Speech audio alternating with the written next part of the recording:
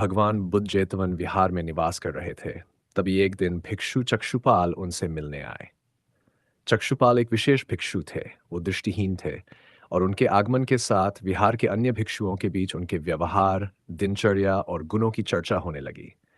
एक दिन कुछ भिक्षुओं ने चक्षुपाल की कुटी के बाहर कुछ मरे हुए कीड़े देखे। तुरंत ही वे उनके प्रति निंदा करने लगे, ये आरोप लगाते हुए कि चक्षुपाल ने इन जीवों की हत्या की है। अंधे होने के बावजूद इस प्रकार के आरोप ने विहार में हलचल मचा दी।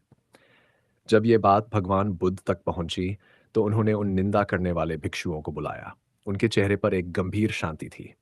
बुद्ध ने धीरे से पूछा, क्या तुमने चक्षुपाल को कीड़े मारते हुए देखा है?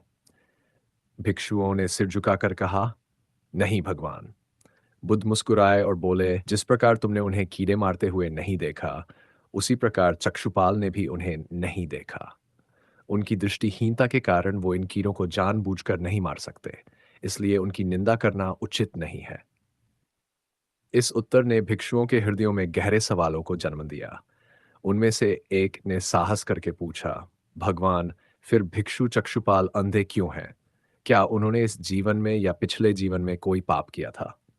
भगवान बुद्ध की आंखों में करुणा की एक चमक उभरी। वे बोले, चक्षुपाल के अंधे होने की कथा इस जीवन से नहीं, बल्कि उनके पूर्व जन्म से जुड़ी है। पूर्व जन्म में वे एक प्रसिद्ध चिकित्सक थे।